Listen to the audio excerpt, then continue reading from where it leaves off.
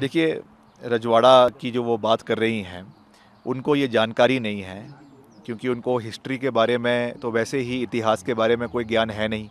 कभी कहती हैं देश 2014 में आज़ाद हुआ, कभी कहती हैं देश के पहले प्रधानमंत्री सुभाष चंद्र बोस थे। तो उनको इतिहास के बारे में देश की और प्रदेश की तो दूर की बात है, अपनी पार्टी का इतिहास उनको मालूम नहीं है। उनको ये नहीं पता कि भारतीय जनता पार्टी को जो बनाया गया, जो उसकी फाउंडिंग मेंबर थी, वो ग्वालियर स्टेट की राजमाता थी, जो एक राजशाही परिवार से आती थी। हिमाचल प्रदेश की मंडी संसदीय सीट से राज्य के लोक निर्माण मंत्री और कांग्रेस उम्मीदवार विक्रमादित्य सिंह आगामी लोकसभा चुनाव को देश के लोकतंत्र और संविधान को बचाने के लिए कांग्रेस की बड़ी लड़ाई बताते हुए महत्वपूर्ण करार दिया है। आखिर क्या है उनके इस बयान का मतलब, जानेंगे सब कुछ। नमस्कार, आप देख रहे हैं एयर न्यूज। रामपुर में अपने चुनाव प्रचार के दौरान जनसभा को संबोधित करते हुए उन्होंने आश्वासन दिया कि अगर वो सांसद बनते हैं तो उनकी प्राथमिकता रामपुर में एक मेडिकल कॉलेज खोलना होगी और मंडी को एक आदर्श निर्वाचन क्षेत्र बनाने में कोई कसर नहीं छोड़ेंगे। अपने क्षेत्र के विकास में अपने योगदान के बारे में मतदाताओं को अवगत कराते हुए उन्होंने कहा कि पिछले 1 साल में इस क्षेत्र की सड़कों के निर्माण और रखरखाव पर 70 करोड़ रुपए से अधिक खर्च किए गए हैं। पूर्व 6 बार के मुख्यमंत्री वीरभद्र सिंह के पुत्र विक्रमादित्य ने कहा कि वो हमेशा पार्टी की राजनीति से ऊपर उठे हैं और राज्य के विकास कार्यों में और अपने विभाग से संबंधित सड़कों और भवनों के निर्माण और सुधार में जोरदार मेहनत की है। राजनीति में मेरा उद्देश्य केवल जनता की सेवा करना है और मैं इसके पीछे नहीं हटूंगा, उन्होंने जोर देकर इस बात को कहा। सिंह ने रविवार को बदहल, जूरी, तलेरा, कोटला, द्वारच, बोड़ा, घरात, रवानी, मजगांव, शाहधर, देहू, खराई, मंगूनी, छवारा, मशरू, दरण, तलाल, चिक्स, मछली, कुहाल, पटना, देवठी सहित रामपुर विधानसभा क्षेत्र के विभिन्न इलाकों का दौरा किया। उन्होंने चकली, सोम, कोयम, केररी, बरकाई, तखलेच, खनोट, रामपुरा और नोगोली में अपना जनसंपर्क अभियान चलाया।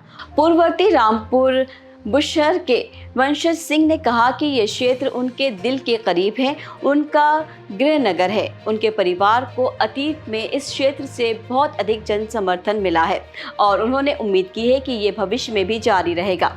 सिंह ने कहा कि रामपुर विधानसभा क्षेत्र से उन्हें जो भी बढ़त मिलेगी वो उनकी जीत में महत्वपूर्ण और निर्णायक होगी। आपको बता दें कि विक्रमादित्य सिंह एक प्रमुख राजनीतिक परिवार से आते हैं। वो पूर्व मुख्यमंत्री वीरभद्र सिंह के पुत्र हैं, जो 6 बार हिमाचल प्रदेश के मुख्यमंत्री रहे थे। वो वर्तमान में राज्य के लोक निर्माण मंत्री हैं। मंडी संसदीय सीट पर कांग्रेस और भाजपा के बीच कड़ा मुकाबला की उम्मीद है। भाजपा ने टिकट कंगना रनौत को दिया है। ऐसे में चुनाव का नतीजा राज्य की राजनीति पर महत्वपूर्ण प्रभाव डाल सकता है।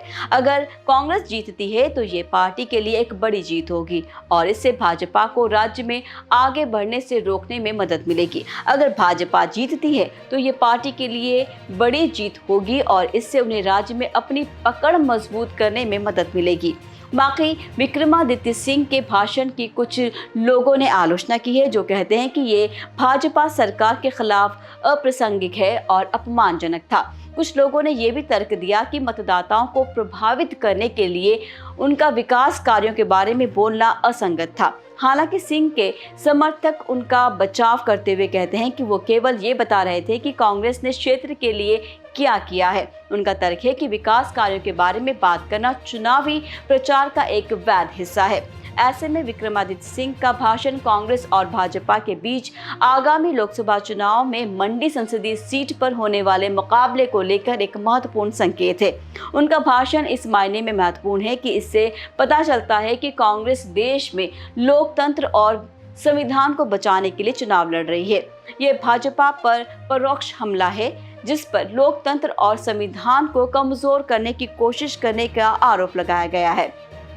सिंह का भाषण रामपुर विधानसभा क्षेत्र के मतदाताओं को आकर्षित करने के लिए भी था, जो मंडी संसदीय सीट का एक हिस्सा है। उन्होंने इस क्षेत्र के लिए कांग्रेस द्वारा किए गए विकास कार्यों के बारे में बताया और क्षेत्र के लिए अपने भविष्य के विजन को रेखांकित किया। इस चुनाव के मुख्य मुद्दा विकास होने की संभावना है। कांग्रेस और भाजपा दोनों ये देखने की कोशिश कर रही है कि उन्हें इस क्षेत्र के लिए कितना कुछ किया है। अन्य मुद्दों में बेरोजगारी, महंगाई और कृषि जैसे मुद्दे शामिल होने की भी संभावना है। वैसे चुनाव का नतीजा राज्य की राजनीति पर महत्वपूर्ण प्रभाव डाल सकता है। फिलहाल के लिए इस वीडियो में बस इतना ही। अगली बार फिर मिलेंगे कुछ नई जानकारियों के साथ। दीजिए विदा, नमस्कार।